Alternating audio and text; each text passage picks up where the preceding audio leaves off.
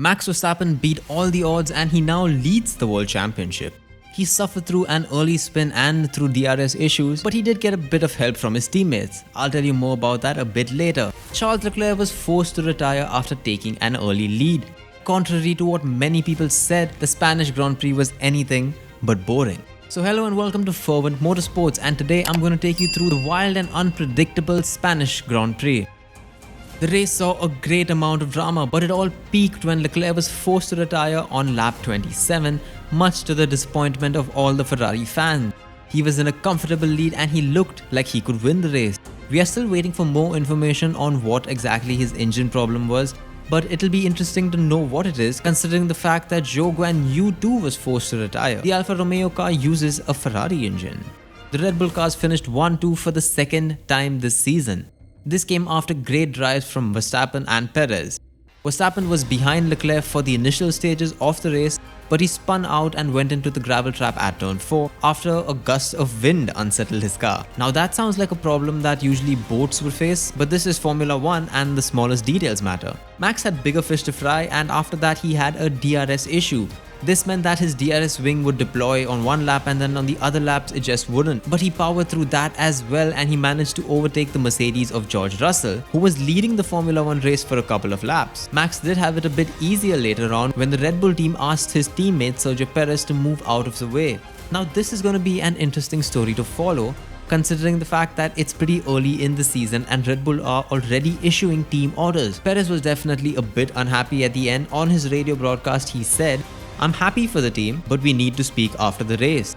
We can't wait to find out what exactly all of that is about. George Russell managed yet another podium place this season. The Mercedes driver was phenomenal since the lights went out, and he had a great race defending both of the Red Bulls and he frustrated them. The standout and the driver of the day, however, is Lewis Hamilton.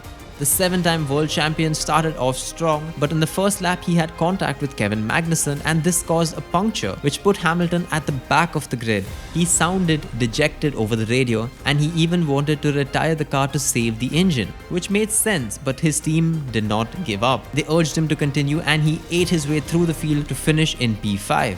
Well, that could have been P4, but the Mercedes car faced a problem which meant that he would have to slow down towards the end of the race to avoid potentially blowing up the car. Sort of like the movie Speed? Well, sort of. Carlos Sainz didn't exactly have the best start to his race. An early spin in the same corner that Max Verstappen had caused him to fall back down the order, but Hamilton's late problems meant that the Spanish driver could capitalize and make 4th position his, much to the happiness of all the Spanish fans who thronged in large numbers to witness the greatest motorsports event in the world. While most of the cars in the top 10 chose to go for a 3-stop strategy, the Alfa Romeo stuck to a 2-stop, and Bottas had no tire life left at the end to fight with the other cars. He finished in a great P6, but all things considered he could have been higher if he had another set of tires. Esteban Ocon finished in an impressive P7, but his teammate and hometown hero Fernando Alonso finished in P9.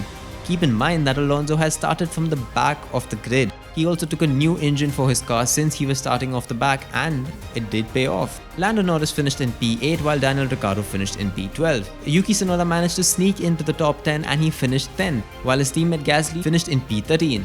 The Aston Martin drivers finished 11th and 15th as they improved from their qualifying pace. Mick Schumacher looked like he was in the right spot to get his first points, but he lost pace towards the end and he finished the race in P14. His teammate Kevin Magnussen could never really recover after the first lap incident. He finished just between the Williams cars at the bottom. This win for Max Verstappen and the retirement for Charles Leclerc means that Max now leads the World Championship for the first time this season. It's just a 6-point lead, but hey, the finest margins count at the end. An impressive weekend by Red Bull also meant that Red Bull now lead Ferrari in the Constructors' Championship. Keep an eye on Mercedes, they aren't too far behind either. It's just the 6th race out of 22 for the season, and that's not even 30%, so things can change at any time, and that's why you gotta stay tuned to Motorsports to keep up with all of your Formula 1 and other motorsports action.